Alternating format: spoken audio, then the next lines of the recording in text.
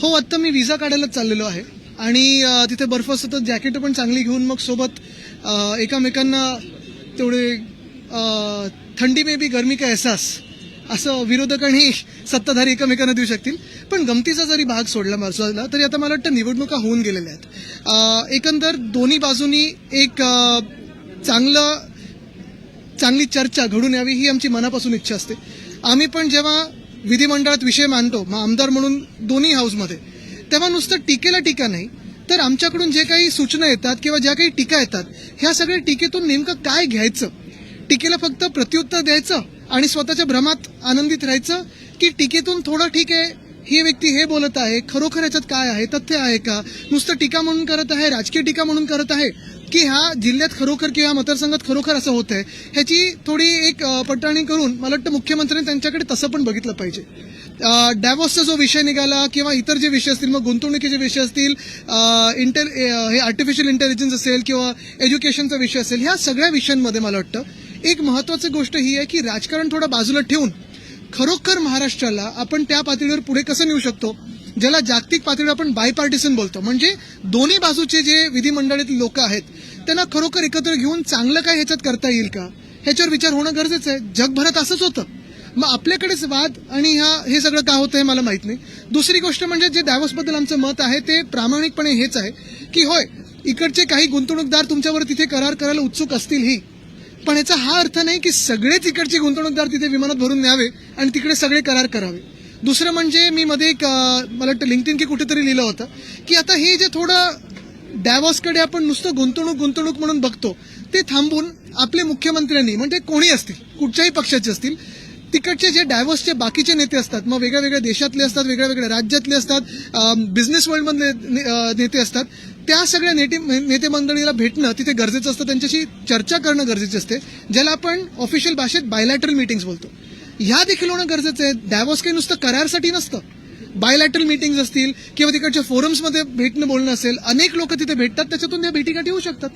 हिंदी आणि इंग्रजीच्या मुद्द्यावर पण त्यांनी भाष्य केलं आणि खरं तर ठाकरेंना सुद्धा त्यांनी टोला लगावला की माझ्यामुळे दोन्ही भाऊ एकत्र पण आले आणि इंग्रजीचा जो मुद्दा होता त्यावर सही उद्धव ठाकरेंनी केली होती मुख्यमंत्री. आता हेच मी तुम्हाला परत सांगतो, त्यावेळी पण सांगितलं होतं की एनईपीचं जे पूर्ण आलं होतं, आता न्यू एज्युकेशन पॉलिसी जो आम्ही प्रयत्न करत होतो तो प्रस्ताव म्हणजे तो पूर्ण रेकमेंडेशन आलं होतं आणि ते आपण कॅबिनेट समोर मंजूर करायला ठेवलं होतं. त्याचा GR कोणी काढला आणि मग हेच मी प्रश्न त्यांना अर्थात तिथे बसून विचारल्यामुळे काही ते रेकॉर्डवर गेलं नाही. मग हा GR तुम्ही तंतोतंत पालन केलं ना, तुम्ही बदलू शकत होता त्यावेळी. मग मराठी भाषा भवन असेल किंवा आपलं जे मराठी रंगभूमी आहे त्याचं दालन जिथे बिर्ला क्रीडा केंद्र तिथे, हे का तुम्ही स्थगिती दिली.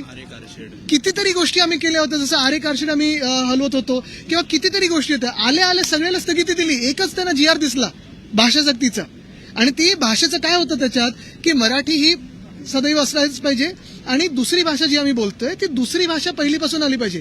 त्रिभाषा नाही, दुसरी भाषा, त्यांचं प्रत्येकाच्यात बघा उल्लेख.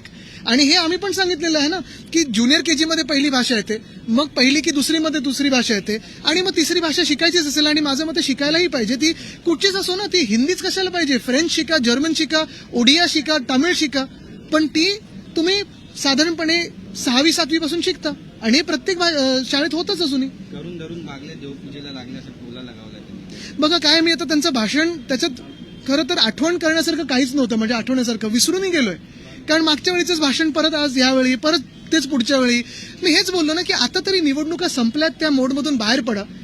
नुसतं टोलेबाजी करण्यापेक्षा समोरून काय आम्ही सांगतोय, आम्ही पोटतिडकीने काय सांगतोय, त्याच्यातलं खरं काय सार आहे ते घ्या आणि तुम्ही त्याच्यावर काम करा ना महाराष्ट्रासाठी. आम्ही पण विधिमंडळात जातो, हे तिथे चांगले पॉलिसीज बनवल्या जातो एक करून,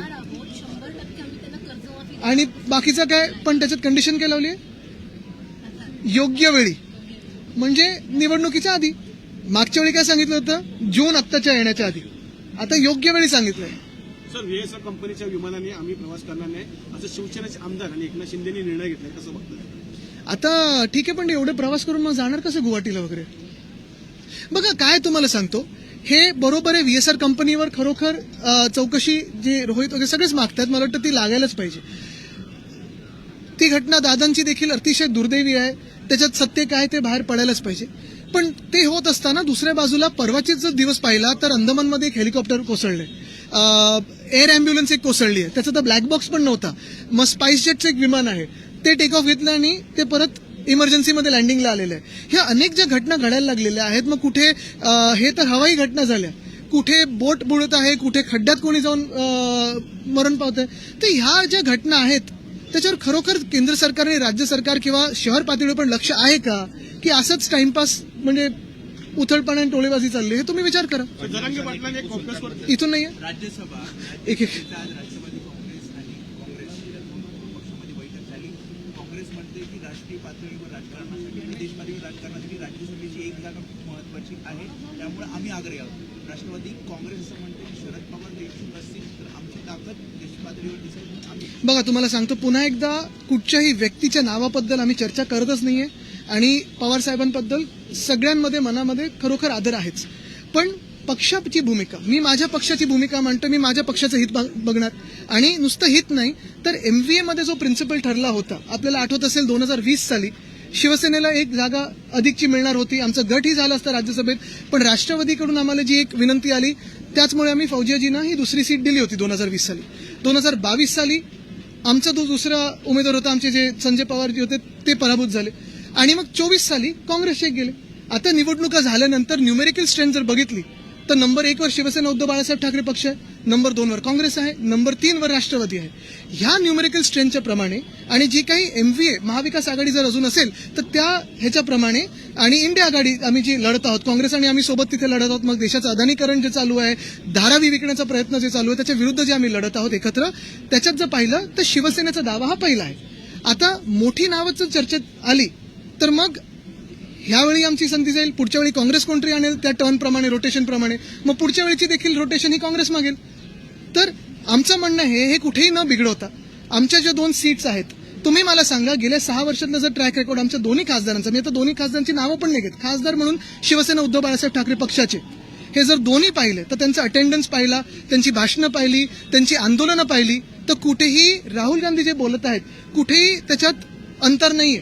आम्ही 99% विषयांवर जे वॉकआउट असतील, जी आंदोलनं असतील किंवा जे संविधानासाठी लढत आहोत, जे अदानीकरणाच्या विरोधात लढत आहोत, ह्याच्यासोबतच आम्ही पूर्ण आहोत. आणि दुसरं म्हणजे शिवसेनेचा देखील आवाज देश पातळीवर हा फार महत्वाचा आहे, कोणी कमी लेखण्याचं कारण नाही. जागा तुम्ही घेत असाल तर इतर दोन पक्षांना काय मिळणार असेल? नाही, पण आमची 7 सोबत आहेच ना तिथे 7 सोबत. आणि जेवढी 7 सोबत तुम्ही दोन्ही आमच्या खासदारांचा अटेंडन्स बघा, काढा ना रेकॉर्ड, तुम्ही तिथे आमचे जे भाषणं ती बघा. सर, टिपू सुलतान चांगले की वाईट यावर आक्षेप नाही, पण टिपू सुलतानची शिवरायांची तुलना यावर अरे मला तुम्हाला सांगू का, मी खरोखर आता त्याच्यावर एक थोडं हे पण करतोय की दोन्ही राष्ट्रीय पक्षांना मी विनंती करतो की जे 300-400 वर्षापूर्वी, आणि ही तुलना चुकीची आहेच, पण भविष्यासाठी कोण लढतंय? आत्ता जे बेरोजगारी वाढली आहे, महागाई वाढलेली आहे, टिपू सुलतानने काय केलं आणि कोण काय फरक पडतो आपल्याला? कशावरून आपण भांडतोय, कुठच्या राज्यात भांडतोय आपण, का भांडतोय? महत्वाची गोष्ट हीच आहे की आज आपण निवडणुकीनंतर काय वचननामे किंवा जाहीरनामे होते आणि त्याच्यातून आपण काय काय लोकांसाठी दिलेलं आहे. ज्या तुम्ही आता योजना आणताय, मग 80% लोक आपले जे राशनवर जगत आहेत त्याच्यावरनं टिपू सुलतान खातात की खातोय, जे काही असेल. माझं मत हेच आहे की आता इतिहासावरनं लढण्यापेक्षा भविष्यासाठी लढूया ना एकत्र येऊन.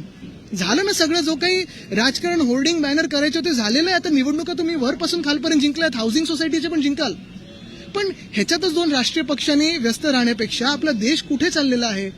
आज आपण विश्वगुरु म्हणून बोलतो, त्या दिवशी राजीव शुक्लाजी हे खूप चांगलं बोललेत हाऊसमध्ये, चेला कोण आहे आपलं? ही परिस्थिती आज आज आज गलगोटे युनिव्हर्सिटीमध्ये टिपू सुलतान चर्चेला येत असेल, पण आपल्याकडे खरोखर यावर कोण काम करतंय का? मुंबई महानगरपालिकेचं बजेट काल जाहीर झालं आहे, मात्र 36,000 कोटींचे ज्या ठेवी आहेत त्या मोडीत करण्याचा निर्णय आता घेण्यात आला. बघा, ठेवी हा खरं तर कामांसाठीच आपण ठेवतो आणि त्या स्पेसिफिक कामांच्या अगेन्स्ट असतात. मग तुम्ही कोस्टल रोडचं काम बघा, STPचं काम बघा, गोरेगाव मुलुंड लिंक रोडचं काम बघा, किंवा अनेक गोष्टी, किंवा आपल्या सगळ्या जे महापालिकाचे कर्मचारी आहेत त्यांचे पगार असतील, पेन्शन असतील, ह्याचं सगळ्याचं फ्युचर प्लॅनिंग करून आपण या ठेवी ठेवल्या होत्या. त्या ठेवी साधारणपणे 600 कोटीची तूट जी होती त्याच्यातून 1997 पासून आतापर्यंत 92,000 कोटीचं सरप्लस केलं. आणि या ठेवी कधी ना कधीतरी त्या मोडाव्या लागल्या असत्या, पण त्या देखील पारदर्शकपणे आपण मोडत होतो.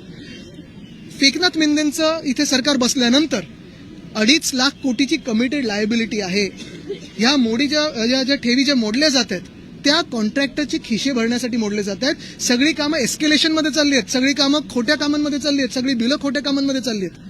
ह्याची आम्ही पारदर्शक चौकशी मागितलेली आहे आणि आम्ही हे पण सांगितलेलं आहे की गेल्या 4 वर्षात प्रशासकाचं राज्य होतं ना, आम्हाला श्वेतपत्रिका काढून पाहिजे. एक मिनिट, ह्यांनी पहिलं विचारलं. रोहित पवार आज तिकडे बारामतीत गेले, बरीच गर्दी त्या ठिकाणी जमली होती आणि भाजपच्या नेत्याचा दबाव होता तक्रार दाखल करून घेऊ नये असं थेट आरोप त्यांनी केलाय. किती गंभीर आहे सगळं प्रकरण? बघा, मी याच्यात मला सत्य काय हे माहिती नाही, पण एक निश्चित आहे की सगळेच जी काही फेअर चौकशी ती मागत आहेत. आदित्यजी एक प्रश्न सर मराठी होऊन दे ना, मग हिंदीवर तो. आदित्यजी बीएसटी हर बार आपको ऐसे ही टोकते हैं, देखो. बीएसटी बस ही खासगीकरणाच्या वाटेवर असल्याचं चित्र सध्या पाहायला मिळते, जी आकडेवारी आज सभागृहात हो, मांडण्यात आली दुर्दैव आहे. त्याच्यावरून ते पाहायला मिळते, संपुष्टात येताना पाहायला मिळते. आता बीएसटी खरं तर माझा जवळचा प्रश्न विषय मनाचा, कारण आम्ही 10,000 इलेक्ट्रिक बस ह्या 2027 पर्यंत आणत होतो. तसंच आपण पाहिलं असेल तर आमच्या काळात mini buses, medium range buses, long range buses होत्या. तसंच पाहिलं तर tap in tap out card आम्ही सुरू केलं होतं. मेट्रो आणि रेल्वेबरोबर इंटिग्रेशन आम्ही सुरू केलं होतं एका पासचं. तसंच पाहिलं गेलं तर आम्ही दर देखील 5 किलोमीटर 5 रुपये, 10, 15 आणि 15 किलोमीटर कुठेही जास्ती जायचं असेल तर 20 रुपयात जाऊ शकत होतात. सर्वांना परवडणारी बीएसटी बनवत होतो. आमच्या वेळी रायडरशिप ही साधारणपणे 35 लाख प्रतिदिन होती. आत्ता जे चित्र झालेलं आहे ते हे शासन असेल किंवा आधीचे प्रशासक असतील, मिंदेंच्या काळातून हे बीएसटी विकायला, बीएसटीचं प्रायव्हेटायझेशन करायला. मग तुम्ही बघा, बसस्टॉप रांगा वाढल्यात आणि तिथे एलईडी वाढलेत. कुठेही असं वाटत नाही बसस्टॉप आहे, आणि डेपो विकायला चाललेले आहेत. मुळात बीएसटीला भरीव मदत ही राज्य सरकारकडून आणि महानगरपालिकेकडून झाली पाहिजे, आणि ती भरीव मदत ही ती संस्था जी आहे ती लोकांच्यासाठी कशी स्वस्त आणि मस्त चालेल ह्याच्यावर विचार करून चालली पाहिजे. जरंगे पाटलांनी गौप्यस्फोट केलेला आहे. त्यांनी म्हटलं का माझ्याबद्दल एक कट कारस्थान रचलं जात आहे, त्याचं स्टिंग ऑपरेशन माझ्याकडे आहे, थोड्या दिवसात मी खुलासा करणार. चालेल, पण झालं तर बघू. किती घातक आहे? आता तुम्हाला पण हेच सगळं तुम्हाला सांगतो की राज्य चाललंय कुठे आणि आपण इतिहासातच अडकलोय भांडत. मध्ये शाळा आहे, त्याचं गुजरातीमध्ये नाव ठेवण्यात आलेलं आहे. भाषा दिन साजरे करते. काल आंदोलन झालंय तिथे, मला वाटतं. सर, राज्य सरकार आता एक नवा कायदा आणण्याच्या तयारीमध्ये आहे. लव जिहाद विरोधात कायदा आणण्याच्या तयारीमध्ये आहे. मात्र काँग्रेसचे नेते किंवा आमदार त्याला विरोध करतात. पण हे राजकीय पक्षांना पण लागू आहे का? जसं की आणि 4 वर्ष तुम्ही महाराष्ट्रातच होता तरी आता लव जिहाद राजकीय पक्षांमधलं तुम्हाला माहिती नाही? अध्यक्षांना विचारा. जी, सिंधुदुर्ग में एक वीडियो जो सामने आया है कि मौलवी मारपीट कर रहा है मदरसों के बच्चों को. अब इस पे सवाल ये खड़ा हो रहा है कि मदरसों में क्या आतंकवाद की शिक्षा दी जाती है, उन्हें बंद करके वहाँ पे स्कूली शिक्षा शुरू कर देनी चाहिए. इस तरीके से देखिए, मेरी मांग यही है कि किसी भी बच्चे पे हाथ उठाना ये गुनाह है ही, फिर वो किसी के धर्म में हो, किसी के स्कूल में हो, कोई भी हो, अमीर हो, गरीब हो, कोई भी हो, बच्चों को जिस आदर से एक ट्रीटमेंट देनी चाहिए वो वैसे ही होनी चाहिए. और मैं यही कहूंगा कि वापस इसको बिना रंग लगाए एक ही देखो कि बच्चों की हिफाजत कौन कर रहा है और बच्चों की जो देखभाल है वो कौन कर रहा है. लेकिन वो जब कहते हैं कि यहाँ आतंकवाद की शिक्षा मिलती है, इसे बंद कर देना चाहिए. तो ये सरकार फिर 12 साल से क्या कर रहा है? इतनी मजबूती की सरकार है, बांग्लादेशी घुस रहे हैं, आतंकवाद फैल रहा है, सब हो रहा है, तो 12 साल फिर केंद्र सरकार में भाजपा क्या कर रही है? यानी फेलियर है. 12 साल के बाद अगर हिंदू खतरे में है, हिंदुत्व खतरे में है, तो भाजपा क्यों चाहिए हमें? फिर नेतृत्व के बारे में भी सोच मुझे लगता है उन्हीं के बीच में चल रही है. मालेगांव को लेकर सवाल है. मालेगांव में खास जब एफआईआर अरे एजेंसी को मत दबाओ यार. जब दाखिल होती है, मालेगांव में जब जिन लोगों ने नमाज पढ़ी वहाँ पर उन पर भी एफआईआर दाखिल हो चुका है, उनके आगे कार्रवाई. क्या इस तरह की कार्रवाई उचित है कि एफआईआर दाखिल हो जाए, कोई नमाज पढ़े अगर? देखिए, मैं वापस यही कहलाता हूं कि इन्हीं बातों में हम व्यस्त रहे हैं. जो एफआईआर दर्ज हुआ है, जो इलेक्ट्रिसिटी कंपनी में किसी ने नमाज पढ़ा हो या प्रार्थना की हो, जो भी किया हो, मैं यही पूछना चाहता हूं कि आपका कर्तव्य क्या है सरकार का, कि इस इलेक्ट्रिसिटी कंपनी से कहीं लोड शेडिंग हो रहा है क्या, कहीं बिजली की चोरी हो रही है क्या, कुछ खराब हो रहा है क्या? वही तो आपका कर्तव्य है सरकार का. अतिथि, जिस प्रकार से प्रधानमंत्री इजराइल के 2 दिवसीय दौरे पे हैं, वहीं इजराइल के प्रधानमंत्री ने मोदी जी की तारीफ की, यहाँ तो उनको बड़ा भाई करके कहा और भारत का दोस्त था. कैसे देखते प्रधानमंत्री? नहीं, मेरी यही विनती रहेगी कि मणिपुर भी कभी तो जाए और मणिपुर में जो हुआ है और हो रहा है उस पर भी थोड़ा ध्यान दे. महाराष्ट्र के मुख्यमंत्री देवेंद्र फडणवीस ने सभा में जिस प्रकार से टीपू सुल्तान को लेकर बयान किया, उन्होंने कहा 70,000 हिंदुओं की कत्ल किए. देखिए, मैं पहली बात तो ये स्पष्ट करना चाहता हूं कि छत्रपति शिवाजी महाराज हमारे दैवत है, सबके दैवत है, और उनके साथ तुलना किसी की भी नहीं हो सकती. छत्रपति शिवाजी महाराज ऐसे भी दैवत है क्योंकि बहुत सारे हम सोचते हैं कि हर एक का कोई ना कोई भगवान होता है जिसमें हम एक मानते हैं, लेकिन छत्रपति जी ने जो करके दिखाया वो इतना अद्भुत था कि वो हमने या हमारे पिछली पीढ़ियों ने देखा हुआ दैवत है, भगवान है, और उन्होंने जो किया उनकी तुलना किसी के साथ हो ही नहीं सकती इस भूमि में। लेकिन दूसरी बात मैं ये कहना चाहता हूं कि ये टिप्पू सुल्तान हो या कोई राजा हो या कोई भी हो, अभी इतिहास में कितने अटके ये दो जो नेशनल पार्टीज है। मेरी तो यही विनती है दोनों राष्ट्रीय पार्टियों से कि अभी इतिहास को छोड़े, इतिहास को पन्नों को छोड़े। हाँ, इतिहास से जो सीख लेनी वो ले, लेकिन भविष्य के लिए साथ में आके लड़ो, हमारे देश के लिए लड़ो साथ में। राहुल गांधी की तुलना बीजेपी ऑफिस खून दे मग परत येतो। दिल्ली में बीजेपी ऑफिस के कार्यालय के बाहर राहुल गांधी का पोस्टर लगाया गया और उनकी तुलना उमर खालिद से की गई। क्या कहीं ना ये साफ दर्शाता है कि बीजेपी जो है डर गई है राहुल गांधी से? और क्या है इसमें, और क्या है?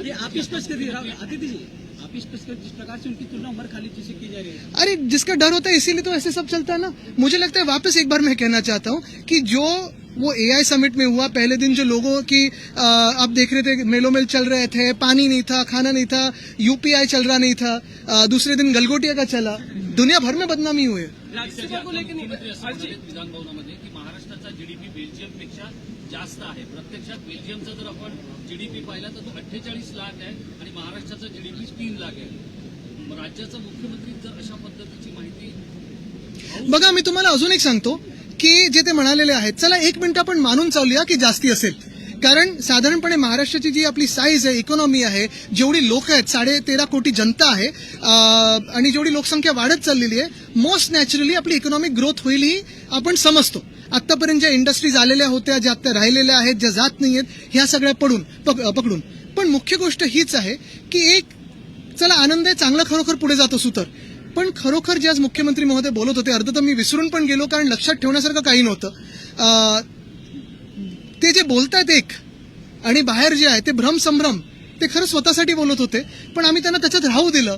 शांतपैकी हाऊस चाललंय, त्यांना वाटते की चांगलं चाललंय, चालू दे। नाही, पण तुमच्यासारखा एक अभ्यासू नेता ज्यावेळेला असं जीडीपीच्या प्रश्नावर जर शांत बसणार का की उद्या मी त्यांना या संदर्भात पुन्हा प्रतिप्रश्न करणार आहात? अरे पण जे आता हायवेच त्यांनी मेजरमेंट बदललं आहे, त्या पक्षाला आपण काय सांगायचं?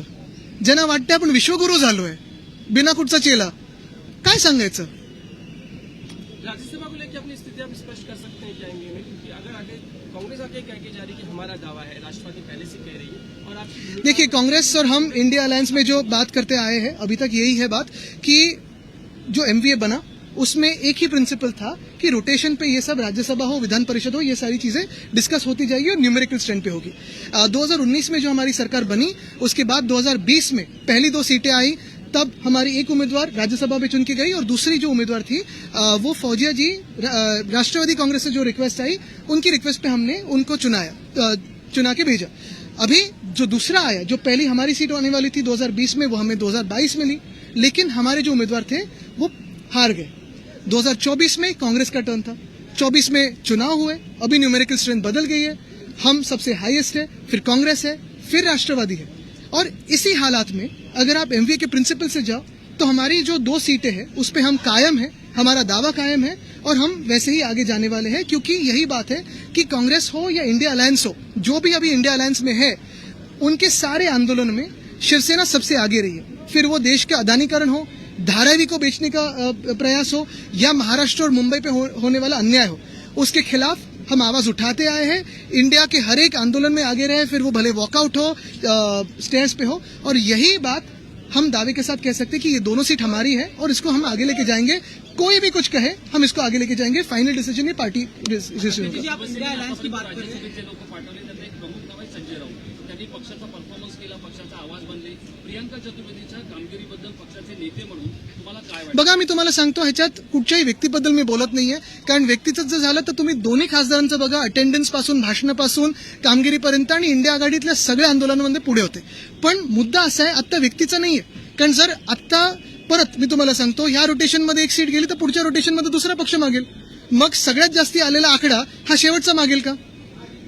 आणि म्हणून जर एमव्ही तशी टिकवायची असेल आपल्याला तर त्याच तथ्यांवर गेलं पाहिजे जेव्हा जशी बनली होती।